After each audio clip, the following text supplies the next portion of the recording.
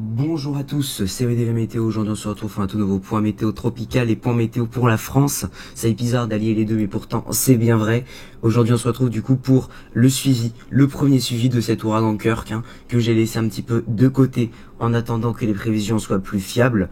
Et donc c'est pour ça que je commence le suivi à peu près 3 à 4 jours après l'ensemble des personnes, malgré que j'en ai parlé un petit peu dans mon dernier point.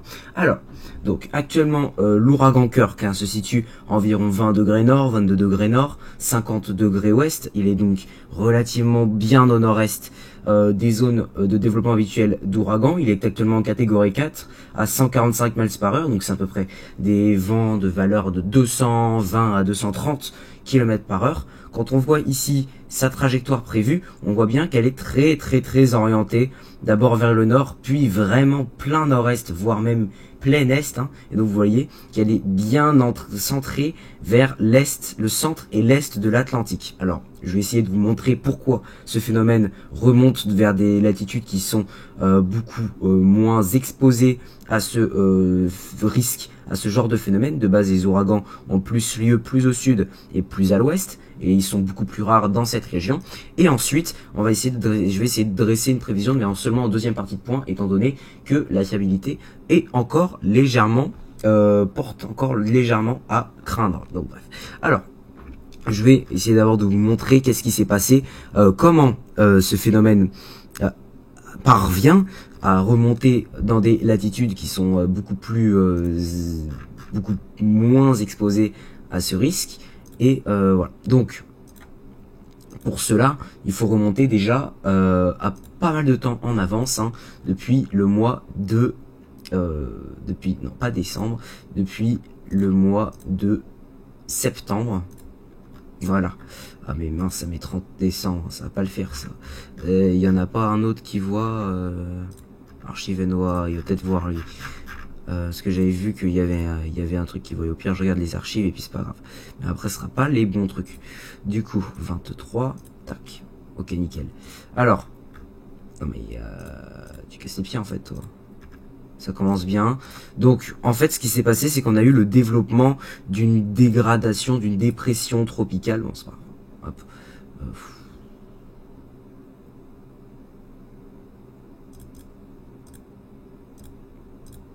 Bon, en fait, on a eu la formation d'une dégradation tropicale, du coup, sur le centre de l'Atlantique. Donc, c'était déjà la semaine dernière. Cette dégradation tropicale a donc fait un trou dans l'anticyclone habituel de cette région. Bon, je vais relancer le truc. Donc, un trou dans cet anticyclone qui signifie donc que l'anticyclone des Açores s'est beaucoup plus accroché à l'est. Et l'anticyclone habituel au milieu de l'Atlantique, c'est scindé en deux parties distinctes. On voit ici l'anticyclone des Açores qui était déjà beaucoup plus à l'est que si je prends par exemple le 14 octobre. Le 14 septembre, vous voyez que l'anticyclone est quand même un peu plus puissant. Si je prends la situation de juillet, là, vous voyez que l'anticyclone il est beaucoup plus à l'ouest, l'anticyclone des Açores, et donc qui permet donc aux ouragans d'avoir cette trajectoire très écrasée vers le sud et de remonter vers les États-Unis ensuite. Mais là, ce qui s'est passé, c'est que nous avons eu la semaine dernière le développement de cette dépression tropicale, cette tempête tropicale, cet ouragan, l'ouragan Isaac, qui a donc troué cet anticyclone en deux et a laissé la porte ouverte pour les prochains phénomènes.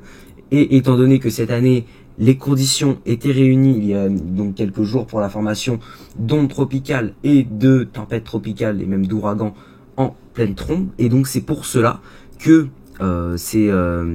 cet ouragan, on va dire, enfin cet ouragan, l'ouragan Kirk, a une trajectoire très étrange, autant le dire, par rapport à la moyenne. Donc vous voyez l'anticyclone des Açores qui est centralisé au sud des Açores au lieu de recouvrir l'ensemble du centre atlantique. Et donc du coup, il laisse la porte ouverte à l'ensemble du coup des dépressions tropicales, des dégradations tropicales à venir monter jusqu'à la latitude des Açores. Comme vous voyez ici sur les prévisions, on voit quand même un passage au nord des Açores, encore en ouragan, donc à peu près à 40 degrés nord, avant que le phénomène perde ses caractéristiques tropicales. Alors reste à savoir quand est-ce qu'il va les perdre, s'il va les perdre encore bien au large ou s'il va les perdre plus proche de la Bretagne. Ça reste quelque chose qui est à définir aujourd'hui. C'est pour cela que les prévisions ne sont pas encore au niveau de fiabilité qui est requis pour faire des prévisions les plus fiables possibles et surtout les plus informatives possibles. Alors, certes, les ensemblistes voient une grosse probabilité que le phénomène nous frappe. Regardez ici au niveau des rafales à plus de 80 km/h, donc qui signifie globalement coup de vent. Vous voyez que la probabilité est malgré tout, alors 20, 30, 40%, on peut croire que c'est faible, alors que pourtant, à peu près 5, 6, 7 jours d'échéance, on a 5 et demi, 5 jours et demi d'échéance, ça reste quand même une probabilité assez costaud. Vous voyez que de partout dans l'Atlantique, alors qu'il y a parfois des grosses dégradations, vous voyez que on est les plus impactés par cette probabilité de vent fort. Donc ça, c'est un fait. Maintenant, la pression inférieure à, on va dire, 980 hectopascales, donc ce qui signifie ici l'ouragan, vous voyez que globalement, également, nous avons une probabilité assez importante, sur tous les îles britanniques, donc ici de l'ordre de 30, 40, 50%, voire plus, ici il y a une petite tache jaune. Donc la probabilité est assez élevée que les pressions soient plus faibles. Si vous voulez que je remonte, ici 990 hectopascales, donc tout ce qui est inférieur à 990 hectopascales, vous voyez que globalement, la probabilité est de 80%. Donc globalement, le phénomène a environ, le centre, en tout cas le minimum dépressionnaire du phénomène, a environ, vous voyez, 80-90% de chances de toucher, d'impacter l'Europe du nord-ouest, au moins les îles britanniques. Mais les zones de vent fort, qui sont classiquement au sud de ces dépressions, ont donc beaucoup plus de chances de toucher notre pays, par rapport du moins au minimum dépressionnaire. Donc globalement, niveau trajectoire, les prévisions arrivent à voir globalement le phénomène ici toucher les îles britanniques. Bon, ça, si vous demandez, c'est juste les modèles ici de tracker GFS pour les minimums dépressionnaires des ouragans qui ne sont pas faits pour monter dans des latitudes autant au nord. Donc ce qui donne du coup ces tresses bizarres qui font toute l'Atlantique. Mais globalement, vous voyez que les prévisions ici voient un passage aller au plus au sud. Ici encore un scénario qui doit passer au sud, au nord de la péninsule ibérique et remonter en pleine trombe sur la Bretagne, alors que l'ensemble des scénarios va passer sur les îles britanniques. Bref, on aura le temps d'en reparler dans un prochain point pour faire un suivi beaucoup plus précis, du moins des valeurs de vent. Et donc ça, ce sera soit demain, soit après-demain, ce week-end ou lundi prochain. C'était BDV Météo, je vous retrouve très prochainement pour un nouveau point météo. Et bye.